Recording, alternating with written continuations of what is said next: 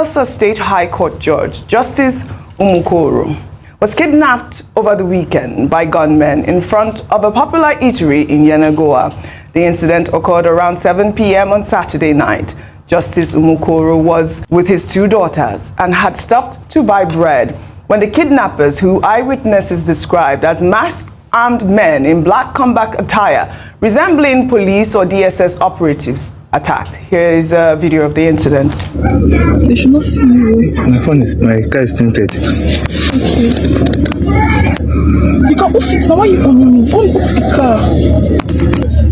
Oh man, this is serious.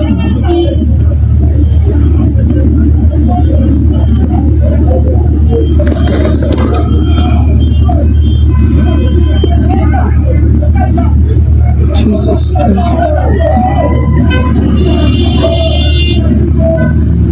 This is quite scary. Well, according to eyewitnesses, the gunmen reportedly trailed the judge and forcefully dragged him into their vehicle and drove off. Well, during the struggle, the judge's mobile phone and a pouch containing his identity cards, ATM cards, and national ID card fell along with two mobile phones belonging to the abductors. A passerby reportedly picked up the judge's phone and handed it to the police. The motive for the abduction remains unclear, and no contact has been made with the judge's family nor ransom demanded. Justice Umukoro is known for driving himself without security details while off duty and was a former state chairman of the Nigerian Bar Association. The Bayelsa State Police Command has confirmed the incident and initiated a discreet investigation. I mean, we had our correspondent Theophilus Agidi also cover the story. I believe that he even spoke with some lawyers in that area, and I think that they said they're down in tools and they're going to go out to protest. This is so scary. I believe you even said that you were in Bayelsa State over the weekend as well. But this is what we're seeing in Nigeria. Over the weekend, at least 71 people were killed in several states across the country. In Kebbi State, 30 lives were lost due to bandit attacks. In the Zuru communities, Borno State experienced a suicide bomb attack at a food joint in the Konduga local government area. Additionally, a bomb explosion occurred in Kano State, and mob action in Plateau State claimed the lives of 13 travelers in the Mangu district of Mangu local government area. President Bola Ahmed Tinubu, Vice President Kashim Shettima, and Governors Caleb Mutfwang of Plateau State and Uba Sani of Kaduna State have all condemned these attacks of violence. Vimbai, I mean, these stories that happened over the weekend, quite scary. We start with the judge, and 71 people across several states lost their lives over the weekend. The security situation is becoming alarming really quickly. It's extremely alarming. It's distressing, and especially because we're not really seeing a sense of urgency.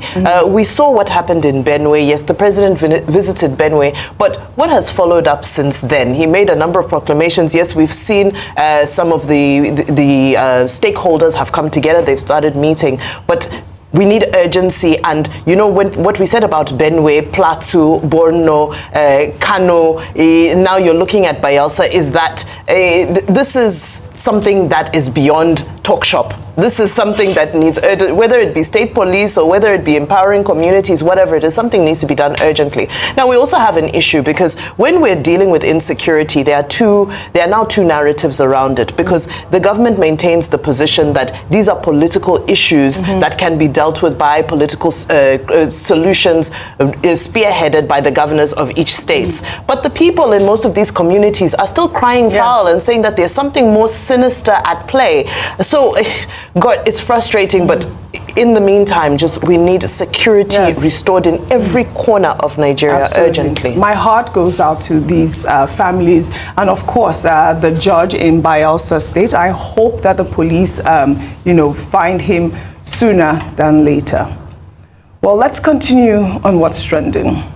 The presidency has reacted to comments made by former governor of Jigawa State, Sule Lamido, who over the weekend accused President Bola Ahmed Tinubu of supporting the annulment of the June 12, 1993 presidential election. Lamido claimed in an interview right here on Arise News that Tinubu only gained prominence after the formation of NADECO, and that Tinubu's mother, Alhaji Abibatu Mogaji, mobilized market women in support of the annulment. Let's take a look. I feel highly entertained by Tinubu's rhetorics, the way he's dramatizing his own role, in Nigerian democracy. Luckily, we're all alive, we're all there, we're all, participants in that particular, sphere of political activity. So I was in the middle of it. Tinubu became relevant and noticeable after Abacha took over government. Before then, he was the Senate, was the secretary of the party. And with all respect to him, you see, he was part of those people who were supporting Babangida's annulment of June 12th.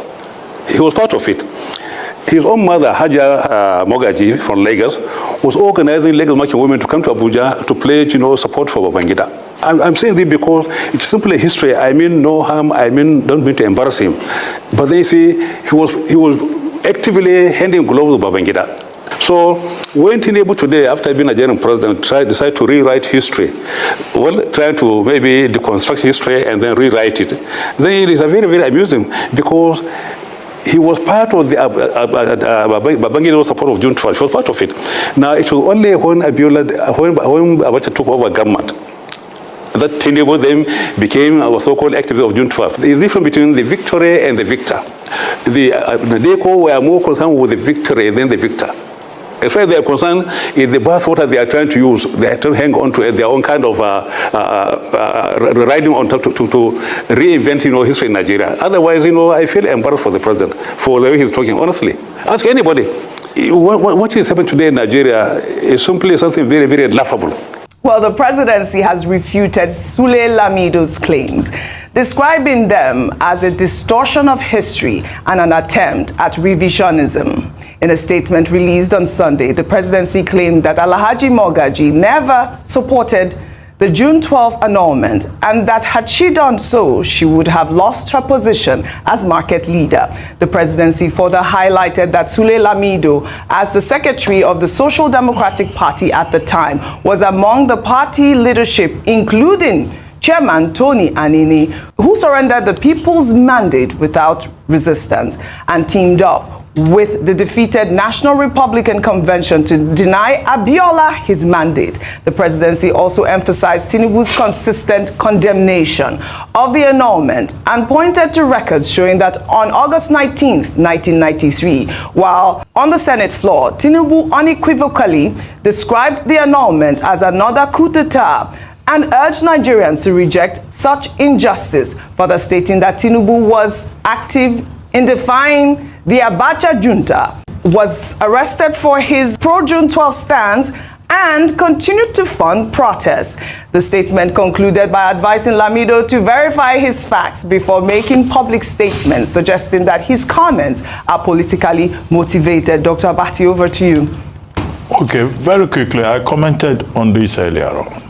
I said that it is most unfortunate that 32 years after, the controversy is about who played what role and who played, a better role than the other. To the best of my understanding of what Alhaji Sule Lamido said, he did not say that President Tinubu did not play a role in the struggle. He seems to be saying that, well, he didn't play as much role as some of them. This, my Mercedes is bigger than yours, kind of mentality. And, the spokespersons for President Tinubu, Mr. Bayo Ononuga and also Mr. Dele Alake, they both said, look, this is revisionism, this is not the truth. Because it is on record, indeed, that, President Tinubu at that time was one of those persons involved in the struggle. In fact, it was on the basis of that the Alliance for Democracy made him the gubernatorial candidate in Lagos. Before he returned from exile, it was a different person that they had chosen. I think at that time it was Funsho Williams that they had chosen. But in appreciation of his contribution to the struggle against military rule and also in defense of June 12, they then decided to make him, the candidate of the Alliance for Democracy. That was how he became governor. Yes. In fact, it was in recognition of his commitment to that struggle. So for somebody to now come in 2025, 32 years later, and say, oh, no, he was not part of the struggle, or we played a better role than he did, well, That has been debunked by spokespersons for President Bola Ahmed Tinubu. But my argument is this. Look, we should focus on the significance of June 12.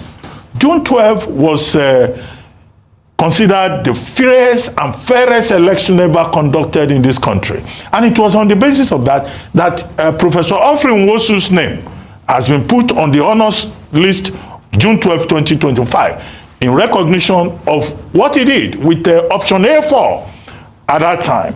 Number two, it was also a Muslim ticket. MK Abiola and Baba Gana Kingibe. That election unified Nigerians so much that even Bashir Tofa, who was the NRC candidate, he lost in Kano, his home state. And the Abiola ticket won even in Kano. So people did not vote along ethnic lines. They didn't vote along, religious lines. This was an election that could have unified the country. But the military thought it in their own, folly to annul that election. And that led to Nigeria being isolated, a lot of issues.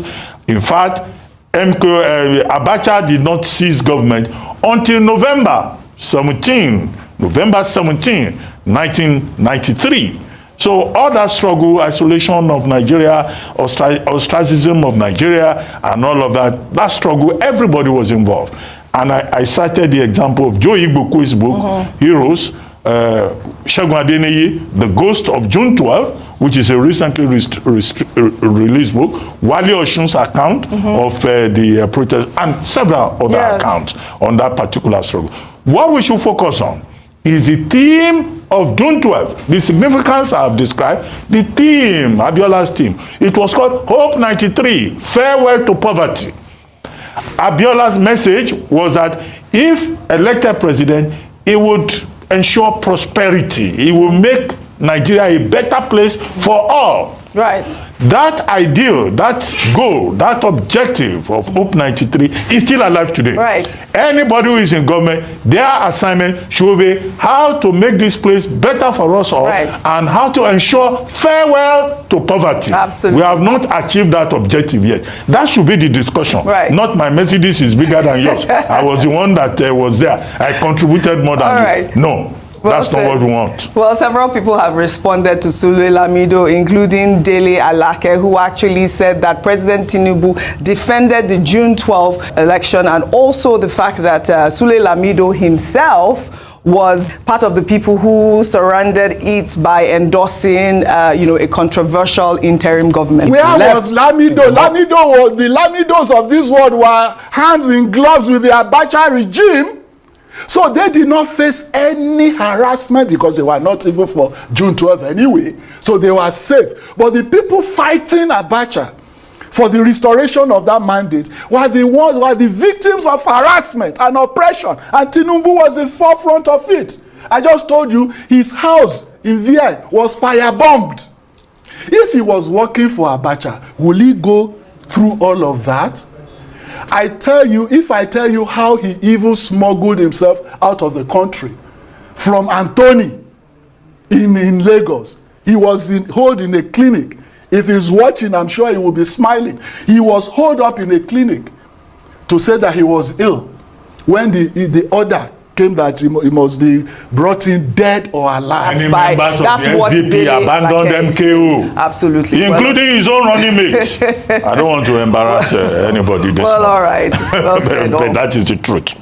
We'll take That another is an story empirical now. fact. Rufai. Empirical fact. We'll take another story. Highlighting the grand reception held in Uyo, the Akwa Ibom state capital, to officially welcome Governor Umo Eno to the All Progressives Congress.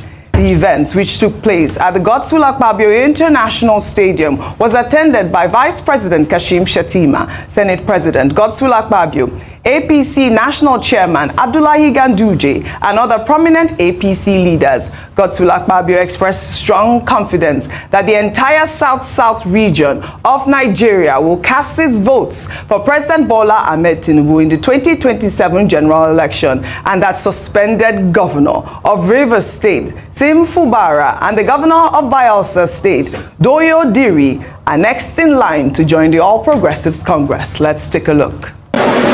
Your Excellency Governor Minor, today is for you. Today is for President Tinubu. Today is for the South. Today is for Akwa Ibom. But most especially, today is for Nigeria. Governor Minor, after you, who knows, Rivers State will jump tumble. After Rivers State, Bayelsa will join.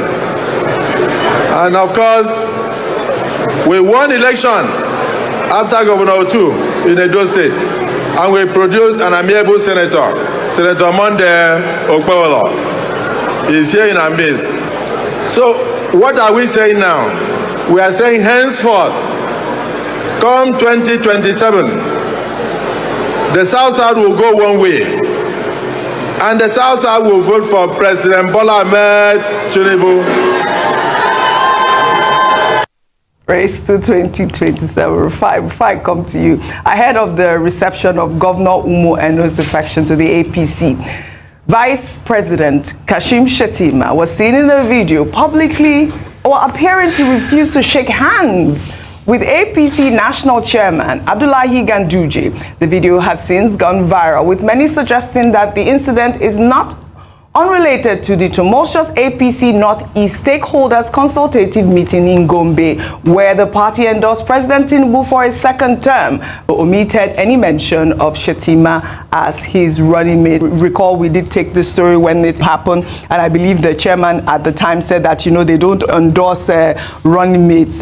Your thoughts on both stories? But that video, really, you were saying something about it looking like it wasn't really, and what did you say? So a few seconds later, he did come back. Of course he did, but I know, but yes, eventually he did. But what they were saying, come back and shake him, but that was a snub. Yeah, go ahead. I mean, if you do human relations, you know, body contact relations, body movement, that was a complete snub. Yes. And it shows that all is not well in the fold of the APC. That's what it was looking like, obviously. It was a complete snub. Yeah. So him coming back to shake it was an afterthought, because there were people that were bringing hands and you were shaking at the behest of the party chairman, and you didn't shake him there and then. So whatever I did was an afterthought. Things are not well in the APC, and it shows. No matter the attempt to spin the narrative. The narrative, I think the man involved even came on our show, Was Trending. I think I was in Abuja then, and he was saying that normally they would not talk about their death. It's not true. That's what he said. It's not true. Why was there rockers there that day? Is Shettima not a prominent person enough to be mentioned? And to now add insult to the injury was when Mr. Bayo Onanuga did come out to say that it's going to be at the convention and they are going to announce the running mate. So obviously, true to type, and it's not a new thing President Tinubu is doing. When he was governor, he did it. He didn't finish with his running mates. God knows how many running mates he has, you know, from Kufuor, Brooklyn, and all of that. And there's been a push by the Northwest, because when you look at it on the calculation pecking order, the Northeast does not bring as much vote as the Northwest. So when you look at it, what is in it? Okay, Vice President for the Northeast. What's the vote count in the Northeast? You want to compare to the Northwest, where you have the KKK states, the Kano, Katsina, Kaduna votes, which we call the Kardashian states. You can't compare it to them. So probably, I don't know whatever their machinations might be, but all is not settled. There are some factions that are saying within their fold that it should be somebody from the Northwest. But the question is, who will it be? We don't know. Some are saying still stay with Shettima. It's going to bring about a very high-stakes politicking amongst their folds. That's what it looks like. And when it happens, we'll see it. But the question is, every political party has problem, but how they settle it matter already. But from what I saw, that was a snub. As regards everybody now that is trying to hog June 12 limelights, the truth is, we forget in a hurry that MK Abiola died. Somebody actually died for this. He didn't only die, his wife died. His family will never remain the same again. Do you know at what age that his family, his children lost their parents? Do you think it was an easy experience for them? And then we have turned June 12th now into politicking, bring back. Where are we even empathetic towards individuals? Must everything be politics? Everything, we have just quickly turned it apart. People actually died. Innocent Nigerians that came out. And these politicians, they will never argue for the ideals of farewell to poverty. Nigeria today has become welcome to poverty. Welcome to poverty. All right. They will never argue on how to make lives better for people. The slippery slope of economy that heralded MK Abiola's campaign, Nigeria is on the march again. Bad water, water not day, food not day. It's even worse of today. In the 93s of this world, at least you had pipe-borne running water. Today, how many pipe-borne running water do you have in major cities in Nigeria? Till today, many people, I know a man that calls me on my radio show, Ambassador Busba, he lost his sight because of this June 12th. So you have a lot of those things. People don't talk about that. They don't even understand the ideals they return to democracy. All right. A lot of them that are in bed with the military and the ones now talking today. The ideals of democracy, having the military officers even now morphed into civilians, the same people that perpetrated this heinous crime against Nigerians. All right. So it just shows that the elite class is one. All right. And they should stop deceiving us. Very well said. Very well said. Well, in another development, opposition leaders under the coalition movement led by former Vice President Atiku Abubakar and former Kaduna State Governor Nasiru El-Rufai on Friday, June 19th, applied to the Independent National Electoral Commission to register a new political party called the All Democratic Alliance ahead of the 2027 general election. The application letter requested the registration of ADA with the slogan, Justice for All. The letter, however, erroneously addressed INEC as the Independent National Commission, omitting the word electoral. This clerical error has raised concerns about the validity of the application, as Nigerian electoral law requires strict procedural compliance for party registration. The letter was received by INEC on June 20th, but it remains uncertain if INEC will accept the application as is or request a corrected resubmission. Meanwhile, the coalition has released a campaign advertorial for the party. Let's take a look. Zainab, have you heard? A new political party just applied to INEC, All Democratic Alliance, ADA. Wait, ADA. The one backed by that anti-Tinubu coalition. I thought they were joining ADC or SDP. Yeah, but they changed plans. Too much drama in existing parties. Now they're starting fresh, same level for everyone. Smart move. They submitted their constitution, logo, and even a slogan, Justice for All. New party, new possibilities, justice for all.